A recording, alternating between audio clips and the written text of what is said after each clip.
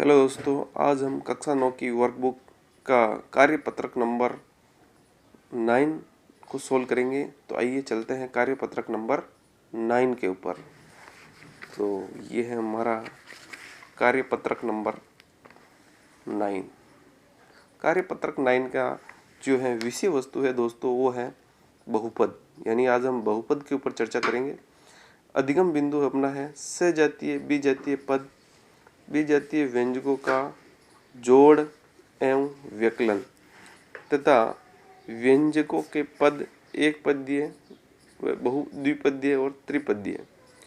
तो यानी कि इसमें बहुपद के अंदर हम ये समझेंगे कि सजातीय पद कौन से होते हैं, विजातीय पद कौन से होंगे और इनका जोड़ कैसे करेंगे और इनका घटाव कैसे करेंगे, और एक पद वाले बहुपद कौन से होते हैं, द्विपद वाले कौन से होते हैं और त्रिपद कौन से होते हैं, ये हम इस अध्याय के अंदर समझेंगे।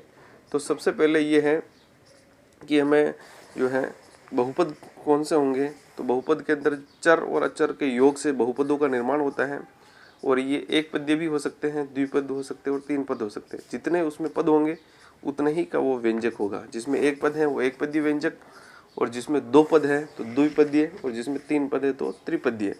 आइए हम क्वेश्चन के ऊपर चलते हैं। पहला क्वेश्चन है, निम्नलिखित बीजीय व्यंजकों को नीचे दी गई सारणी में उपयुक्त स्थान पर लिखिए।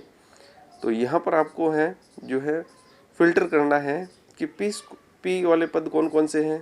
तो इसमें लिख देंगे पी वाले पद कौन कौन से हैं। तो जैसे ये आ रहा है पी स्क्वायर, और क्वेश्चन है यहाँ पर निम्नलिखित बीजीय व्यंजकों को नीचे दी गई सारणी में उपयुक्त स्थान पर लिखना है। तो एक पदीय व्यंजक कौन कौन से हैं। एक पदीय व्यंजकों को यहाँ लिखेंगे, द्विपद वालों को यहाँ लिखेंगे, त्रिपद वाले को यहाँ लिखेंगे। जैसे कि यहाँ पर हम इसमें देखते हैं, पहला है माइनस का 4x + 5y। तो इसमें दो पद दिख रहे हैं, एक और दो, तो द्विपदीय हो गया। द्विपदीय हो गया तो यहाँ आ जाएगा। दूसरा देखिए माइनस के 3x + 6, इसमें भी दो पद हो गए तो ये द्विपद में आ जाएगा। अगला है पी स्क्वायर में केवल एक ही पद है तो एक पद में आ जाएगा। p-1, इसमें दोस्तों दो पद हैं, एक और दो, तो द्विपद में आ जाएगा। तीसरा है 3x × y × z। तो दोस्तों इसमें चर जो है तीन है लेकिन पद इसमें एक ही है तो ये एक पद में आएगा। इसके अलावा 2y² भी एक पद में आएगा। इसके अलावा अगला पद देखिए 4xy + 5y + 7। तो इसमें तीन पद दिख रहे हैं, 1 2 3, तो ये त्रिपद में आ जाएगा। अगला है x + y + z। इसमें भी तीन पद हैं तो ये तीन पद में आ जाएगा। इसके अलावा 5xy + 10। तो दोस्तों यहाँ पर दो वेरिएबल है, दो चर हैं, लेकिन पद जो है दो ही हैं, एक और दो, तो द्विपद में आ गया। अगला है 2z - 5xy - 6z। तो यहाँ पर वेरिएबल जो है तीन है लेकिन पद तीन ही है, 1 2 3, तो ये त्रिपद में आ गया। बस ये करना है अपने को। अगला क्वेश्चन है, निम्न व्यंजकों को सजातीय पदों के समूह बनाना है। तो यहाँ पर व्यंजक दिए गए हैं, यहाँ पर व्यंजकों का समूह दिया गया है। इन व्यंजकों के समूह को सजातीय समूह में लिखना है। यानी कि 5xp²। तो xp² और कहाँ पर आ रहा है, इसमें से ढूंढना है हमने को। xp² कहाँ आ रहा है, ये रहा xp², ये दोनों सजातीय हो गए।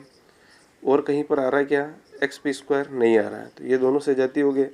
अगला है xy²z। xy² कहाँ आ रहा है, xy²z ये आ रहा है, तो ये आपस में सजातीय हो गए। अगला है p²x।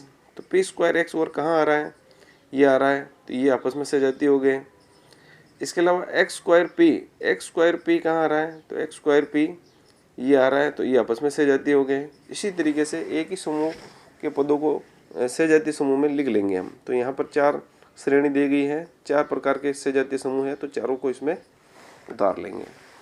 इसके बाद हम अगले क्वेश्चन के ऊपर बात करते हैं।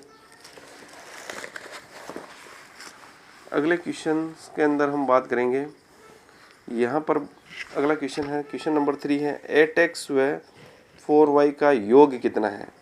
जब यहाँ पर योग पूछ रहे हैं तो दोनों को जोड़ देंगे, इसमें प्लस का चिन्ह आ जाएगा। तो देखिए प्लस का चिन्ह किस में आ रहेगा, 8x और 4y के बीच में प्लस का चिन्ह आ रहा है से के अंदर, तो से इसका राइट आंसर हो जाएगा। 7n में से 4n घटाने पर क्या प्राप्त होता है। 7n है, उसमें से 4n घटाना है, तो 7n में से 4n घटा दोगे तो 3 n बच जाएंगे। ये रहा अपना ऑप्शन नंबर 3। इसके अलावा 5वां क्वेश्चन है आपका 11 AB में से 5 AB जोड़ने पर क्या प्राप्त होगा। अब देखो यहाँ पर 11 AB है लेकिन 5 AB माइनस के हैं, तो यहाँ हम इसको सोल्व करेंगे। देखना है 11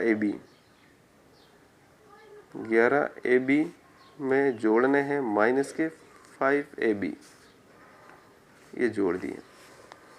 तो अब यहाँ पर हमें पता है कि प्लस माइनस माइनस होता है, प्लस प्लस प्लस होता है, प्लस माइनस माइनस होता है, तो प्लस माइनस माइनस हो जाएगा।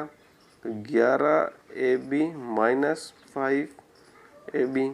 अब 11 AB में से 5 AB घटा दोगे तो 6 AB बच जाएगा। तो 6 AB अपने कौन से ऑप्शन में आ रहा है वो देखते हैं। 6 AB हमारे आ रहा है से ऑप्शन के अंदर, तो ऑप्शन नंबर से इसमें आ जाएगा। अगला क्वेश्चन है वाई स्क्वायर में से वाई स्क्वायर घटाने पर क्या प्राप्त होगा। अब आपको पता है कि जब सेम संख्या में से सेम संख्या घटाओगे तो 0 प्राप्त होगा। राइट आंसर इसका हो गया 0। ए में 5 जोड़ने पर प्राप्त व्यंजक होगा। जब ए के अंदर 5 जोड़ना है तो सिंपल सी बात है ए प्लस 5 हो जाएगा। तो से ऑप्शन के अंदर अपने आ रहा है ए प्लस 5। Thank you.